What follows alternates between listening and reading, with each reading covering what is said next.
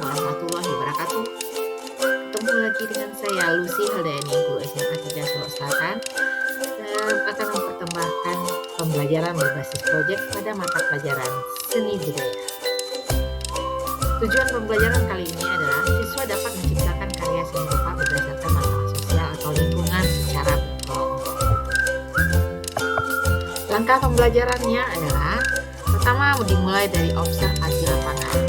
Masing-masing kelompok melakukan pengamatan di lingkungan sekolah terhadap masalah sosial atau masalah lingkungan dengan menggunakan metode pengamatan, dan pengamatan dilakukan langsung atau melalui wawancara kepada narasumber yang membidangi masalah sosial seperti guru BK atau tim disiplin sekolah.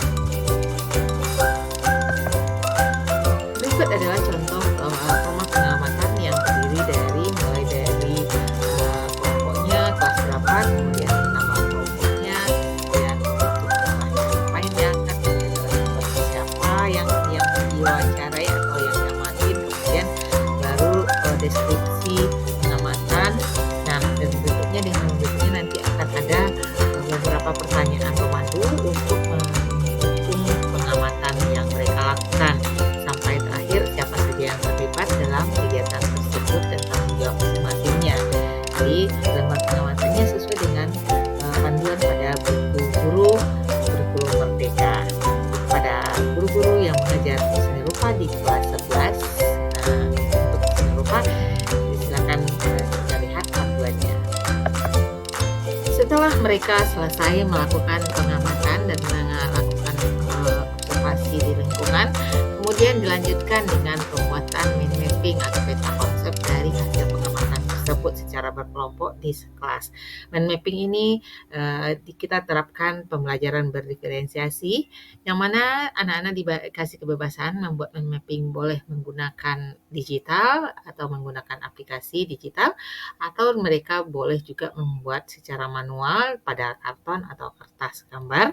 Dan untuk mind mapping ini nanti akan dipresentasikan di depan kelas sesuai dengan masalah yang mereka observasi sebelumnya. Setelah mereka selesai membuat mind mappingnya, selanjutnya masing-masing kelompok mempresentasikan mind mapping tersebut di depan kelas. Bagi yang membuatnya menggunakan aplikasi digital, mereka menggunakan Infocus dan laptop untuk menampilkannya. Setelah mereka selesai membuat mind mappingnya, selanjutnya masing-masing kelompok mempresentasikan mind mapping tersebut di depan kelas. Bagi yang membuatnya menggunakan aplikasi digital, mereka menggunakan Infocus dan laptop untuk menampilkannya. Setelah mereka selesai membuat mind mappingnya, selanjutnya masing-masing kelompok mempresentasikan mind mapping tersebut di depan kelas. Bagi yang membuatnya menggunakan aplikasi digital, mereka menggunakan Infocus dan laptop untuk menampilkannya. Setelah mereka selesai membuat mind mappingnya, selanjutnya masing-masing kelompok mempresentasikan mind mapping tersebut di depan kelas. Bagi yang membuatnya menggunakan aplikasi digital, mereka menggunakan Infocus dan laptop untuk menampilkannya.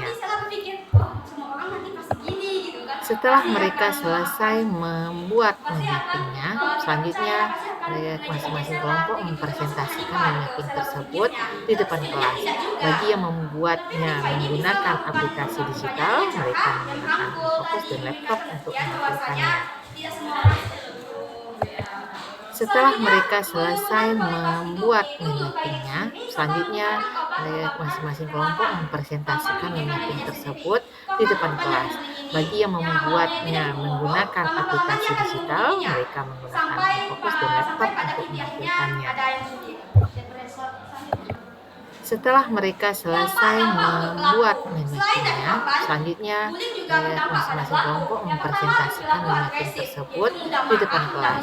Bagi yang membuatnya menggunakan, sedangkan bagi kelompok yang tidak menggunakan digital, mereka menggunakan gambar yang sudah membuat dengan bagaimana mind mapping yang akan mereka mewakili konsep permasalahan yang mereka diskusikan di depan kelas.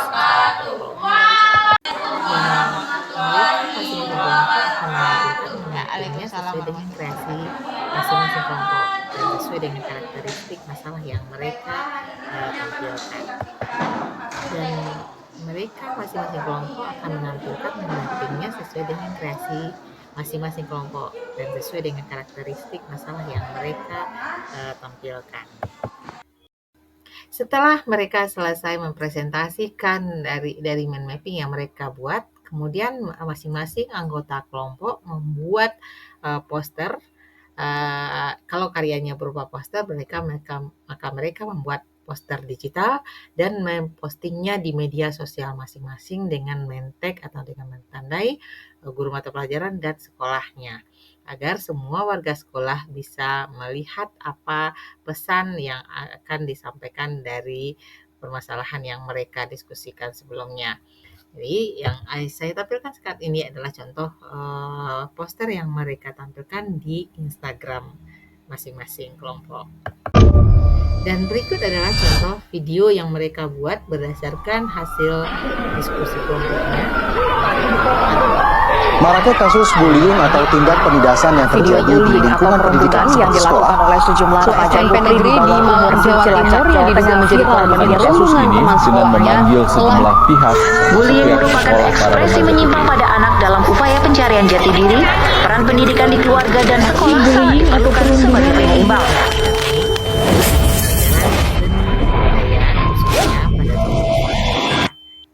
Seiring berkembangnya zaman, hal ini ternormalisasikan di kalangan remaja.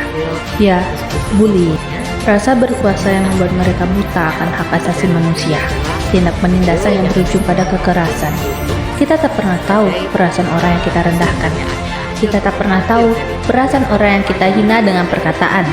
Kita tak pernah tahu bagaimana ia menyikapi kehidupan setelah ia menjadi korban. Masihkah akan terus berlanjut untuk sekedar memuaskan hatimu yang engkau agungkan? Bagaimanapun juga, dia adalah manusia. Kamu juga manusia, kita semua adalah manusia. Dan tugas kita adalah memanusiakan manusia. Tindak penindasan yang kamu lakukan akan berujung pada luka hati yang telah tergores. Akan berujung pada kejiwaan yang tidak beres. Tidak sedikit korban yang berakhir bunuh diri. Mau sampai kapan hal ini terus menjadi siklus? Akhir dari Bully memang tidak dapat kita berhentikan, tetapi setidaknya bully dapat kita cegah. Stop membuli, mari mulai menghargai. Terima kasih sudah menonton dan semoga video pembelajaran kali ini dapat menginspirasinya. Assalamualaikum.